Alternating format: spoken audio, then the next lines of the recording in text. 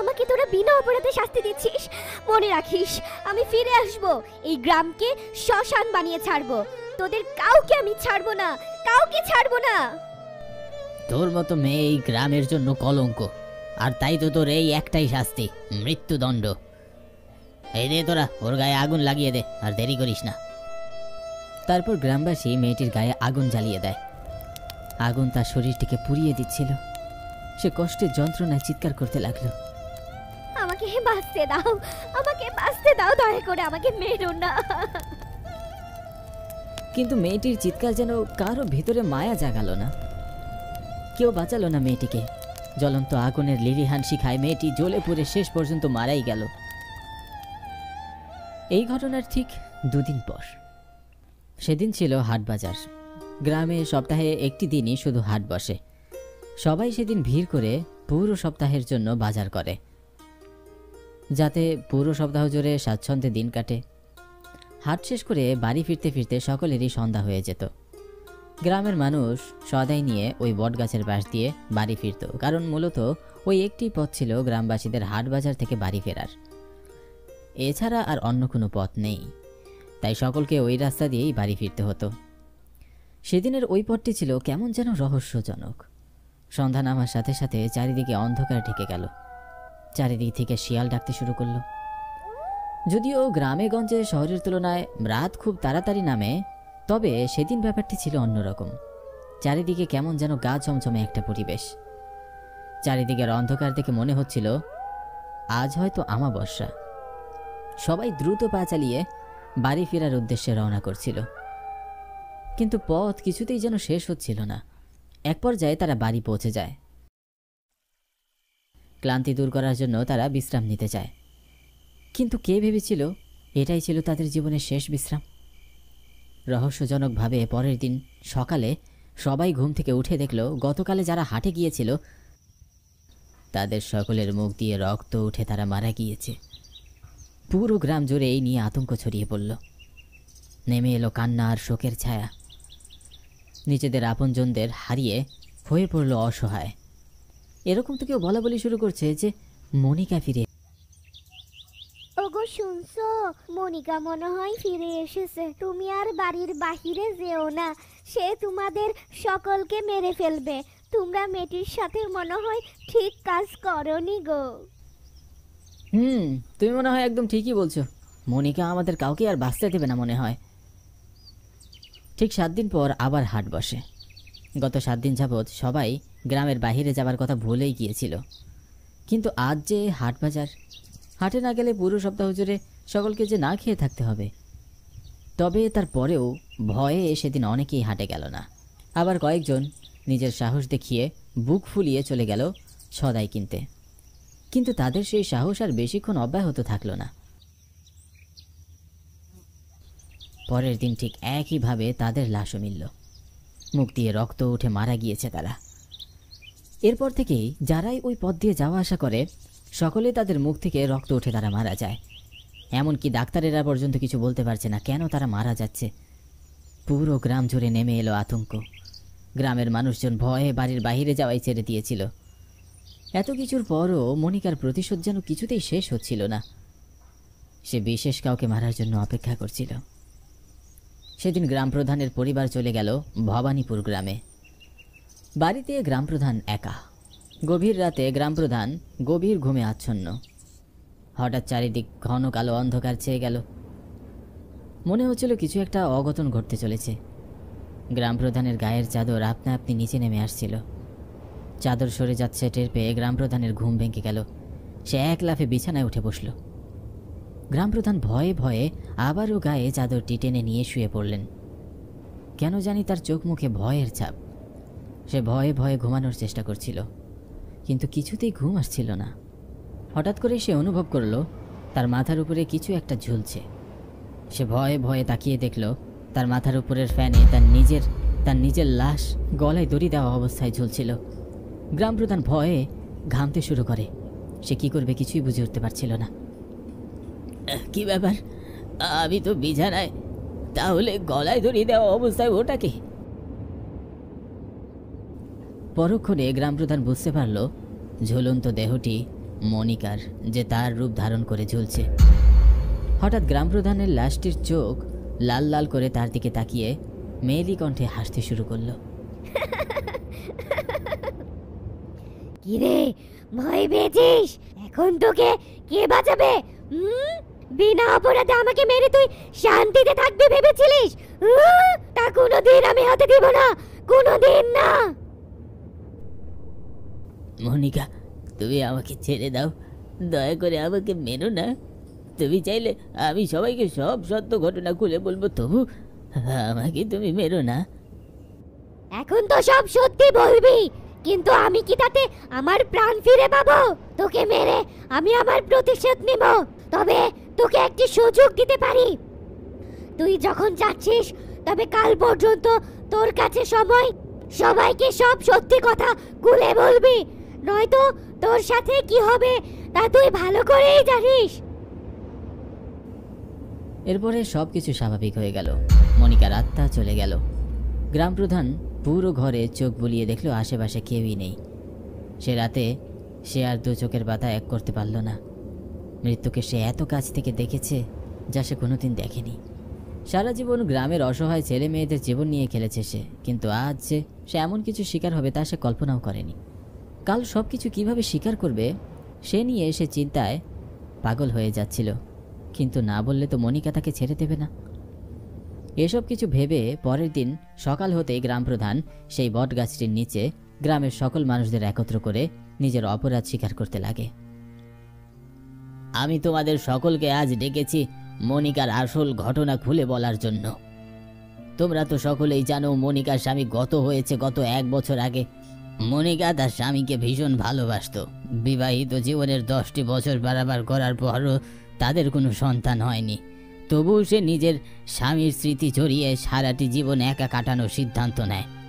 মনিকার স্বামী মারা যাবার পরে আমি মনিকাকে আমার সাথে রাত কাটানোর প্রস্তাব দেই, কিন্তু সে রাজি হয় না। সে রাজি না হয় আমার ভীষণ রাগ হয়। আমি তাকে অনেক টাকা দিতে যাই, কিন্তু সে সাফ মানা করে দেয় যে সে আমার এইসব কোনো সহ্য করবে না। রাগান্বিত হয়ে আমি তাকে অপমান অপদস্থ করার সিদ্ধান্ত নেই। সেদিন রাতে 2 জন লোক ঠিক করে আমি মনিকার ঘরে পাঠাই, যাতে তারা মনিকার উপর জবরদস্তি করতে পারে। আর আমি সে সময় গ্রামের কিছু মানুষকে সঙ্গে নিয়ে মনিকার বাড়িতে গিয়ে অপেক্ষা করতে লাগি। মনিকার ঘরের ভিতর থেকে ওই লোকগুলো বের হতেই আমি মনিকাকে দুশ্চরিত্রা, খারাপ মেয়ে বলে অপবাদ দিই। আর এই গ্রামের নিয়ম অনুযায়ী তাকে গাছের সাথে বেঁধে জ্বলন্ত আগুনে পুড়িয়ে মারি।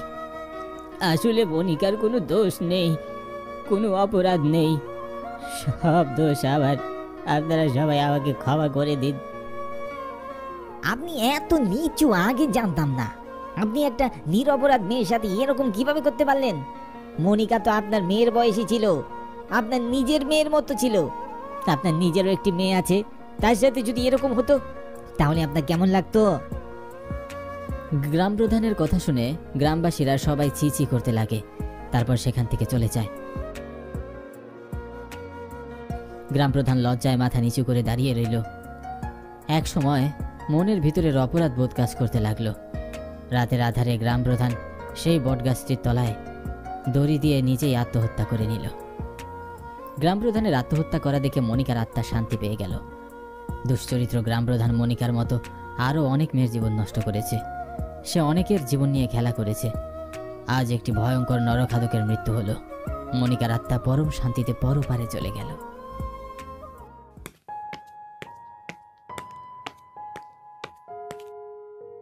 বাবা, আপনার সাথে একটু কথা ছিল। কি হয়েছে বাবা, কি বলবি বল। আসলে বাবা, আমার পরীক্ষা তো শেষ, তার উপর আবার ছুটিও পেয়েছি। তাই ভাবছিলাম কোথাও থেকে একটু ঘুরে আসি কয়েকদিনের জন্য। সে তো খুবই ভালো কথা। তা কোথায় ঘুরতে যেতে চাস? না মানে, মামা বাড়িতে তো বেশ কয়েক বছর যাবৎ যাওয়া হয় না, তাই ভাবছিলাম আর কি। তা বেশ তো, যা ঘুরে আয়। তবে বর্তমানে যা দিনকাল পড়েছে, তাই একা একা কোথাও না যাওয়াই ভালো বাবা। আমিও সেটাই ভাবছি, তাই আমার বন্ধু আবিরকে সাথে নিয়ে যাব। ঠিক আছে বাবা, যাস তাহলে।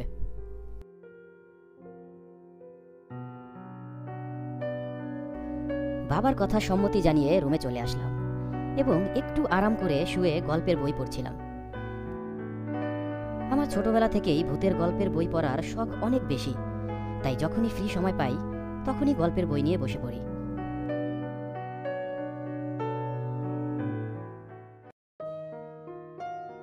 পরদিন সকালবেলা আমি আবিরের বাসায় আসলাম এবং মামা বাড়িতে ঘুরতে যাওয়ার কথা বলতেই ও খুশিতে আত্মহারা হয়ে বলল, আরে যাব না মানে?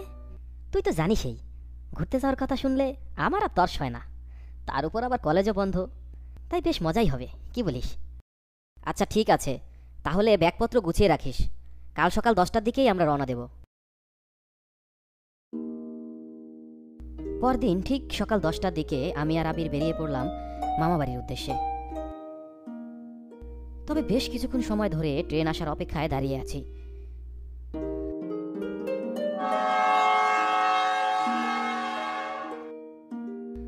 বলতে না বলতেই ঝকঝক শব্দ করে একটি ট্রেন স্টেশনে এসে থামল। তড়িঘড়ি করে আমরা ট্রেনটিতে উঠে বসলাম। কিছুক্ষণ পরেই ট্রেনটি রীতিমতো চলতে শুরু করলো।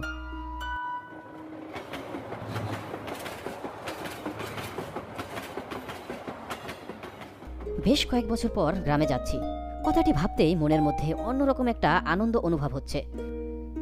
জানালার পাশের সিটে বসে শীতল হাওয়া গায়ে লাগিয়ে সবুজে ঘেরা প্রকৃতি দেখতে দেখতে এগিয়ে চললাম গন্তব্যের দিকে।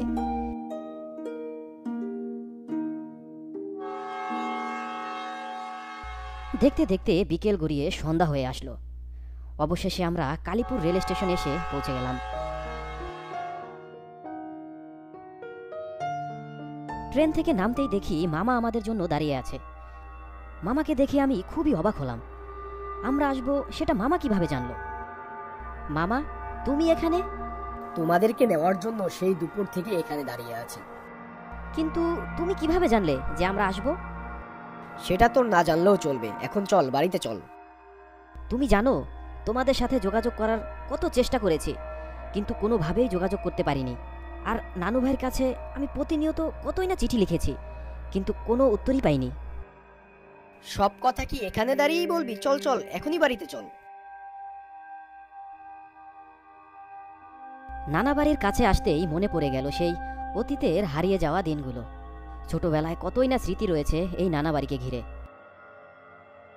তোরা বাড়ির ভিতরে যা, হাত মুখ ধুয়ে রেস্ট কর, আমার একটু কাজ আছে। তোর নানা নানি বাড়ির ভিতরেই আছে। ঠিক আছে মামা। বাড়ির ভেতরে ঢুকতেই দেখি নানা আর নানি দুজনেই দাঁড়িয়ে আছে। আমাদের দেখে তারা তো মহা খুশি। কেমন আছিস ভাই? এতদিন পর নানার কথা মনে পড়ল। কি যে বলো নানা, তোমাদের কথা সব সময়ই মনে পড়ে, কিন্তু ব্যস্ততার কারণে আসতে পারি না। তবে আমি তো প্রতিনিয়তই তোমাদের নিকট চিঠি লিখি, কোনো উত্তর দাও না কেন বলো তো? কি বলিস? আমি তো তোদের প্রতিনিয়তই চিঠি পাঠাই, কিন্তু কোনো উত্তরই পাই না। সেজন্যই তো এবার সরাসরি তোমাদের কাছে চলে এসেছি। তা বেশ করেছিস, এখন যা হাত মুখ ধুয়ে বিশ্রাম কর। কত দূর থেকে এসেছিস? তারপর রাতের খাওয়া দাওয়া শেষ করে আমরা দুজনেই শুয়ে পড়লাম। ওইদিকে আবির গভীর নিদ্রায় ঘুমাচ্ছে। আমার আবার ঘুমানোর আগে বই পড়ার অভ্যেস, তাই ব্যাগ থেকে একটি বই বের করে পড়তে শুরু করলাম। বই পড়তে পড়তে কখন যে ঘুমিয়ে গিয়েছি বুঝতেই পারিনি।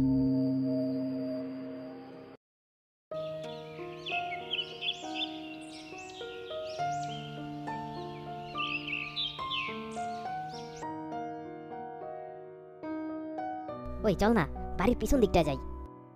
হ্যাঁ হ্যাঁ চল। নানা বাড়ির পেছনেই বড় একটি কবরস্থান রয়েছে। আমরা যখন ওই কবরস্থানটির সামনে আসি তখন দেখলাম কবরস্থানের সামনে মামা দাঁড়িয়ে আছে। আরে মামা, তুমি এখানে কি করছো? আমি আরো সারা বাড়ি তোমাকে খুঁজে বেড়াচ্ছি। এই তো এখানে একটু দাঁড়িয়ে আছি, এখানকার বাতাসটা খুবই ভালো লাগে, আর এখন তো আমাকে এখানেই থাকতে হয়। তোমাকে এখানেই থাকতে হয় মানে? কি বললে ঠিক বুঝলাম না। আরে না, ও কিছু না। তা আমাকে খুঁজছিস কেন? তুমি তো জানোই ছোটবেলা থেকে আমার মাছ ধরার অনেক শখ, তাই ভাবলাম তোমাকে নিয়ে মাছ ধরতে যাব, কিন্তু তোমাকে তো খুঁজেই পাওয়া যায় না। ও ও এই কথা, ঠিক আছে তাহলে তুই বাড়ি থেকে মাছ ধরা জাল নিয়ে আয়, তারপর মামা ভাগ্নে মিলে একসাথে মাছ ধরবো। তারপর বাড়ি থেকে একটি জাল এনে মামা বাড়ির সেই বিখ্যাত পুকুরটির কাছে এলাম।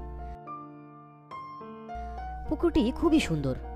মূলত গ্রামের মানুষ তাদের দৈনন্দিন প্রয়োজনে এই পুকুরটি ব্যবহার করে থাকে। ছোটবেলায় মামার সাথে এই পুকুরে কতই না মাছ ধরেছি, তবে সেই পুকুরটি আজও ঠিক সেই রকমই রয়ে গিয়েছে।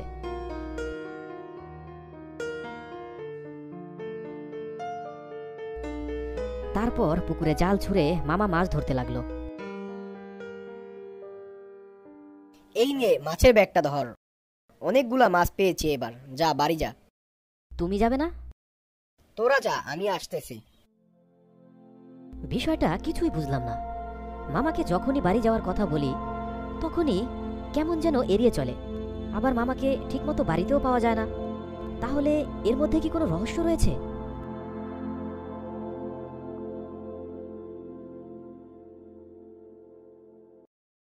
বাহ লালা ভাই, তোরা তো বেশ ভালোই মাছ ধরেছিস, একদম তোর মামার মতো। তোর মামাও এইরকমই মাছ ধরতো। আরে নানা ভাই, কি বলো? মামাই তো আমাদের মাছগুলো ধরে দিল। কি বলিস তোরা? তোর মামা মাছ ধরে দিয়েছে মানে? তোর মামা তো গত 3 মাস আগেই মারা গিয়েছে। তোদের সাথে কতই না চেষ্টা করেছি একটু যোগাযোগ করার, কিন্তু পারিনি। তোর মামার মৃত্যুর খবরটাও দিতে পারিনি। নানার কথা শুনে আমার আর কিছুই বুঝতে বাকি রইল না। আমাদের সাথে এতদিন মামাকে নিয়ে যে ঘটনাগুলো ঘটে গিয়েছে তা হয়তো মামার প্রতি ভালোবাসা ও এক মায়াজালে স্মৃতি মাত্র, যে কারণে মামা বাড়িকে ঘিরে সকল অতীতের স্মৃতিগুলো যেন বাস্তবিক রূপে আমাদের চোখের সামনে ভাসছে। পরদিন সকালবেলা নানা নানিকে বিদায় জানিয়ে বাড়ির পথে রওনা দিলাম। তবে যখন ওই কবরস্থানটির সামনে আসি তখন মনে হচ্ছে কবরস্থানের মধ্যে থেকে কেউ যেন বলছে, আবার আসিস সেই হতভাগা মামাটিকে দেখতে, আবার আসিস, আবার আসিস। কথাটি শুনতেই কেমন যেন মনের মধ্যে একটা কামড় দিয়ে উঠল। আমার আর বুঝতে বাকি রইল না এটা মামারই কণ্ঠ। বাড়িতে ফেরার সময় মামা সব সময় এভাবেই বলতো। কেমন যেন নিজের অজান্তেই চোখের কোণে পানি চলে আসলো।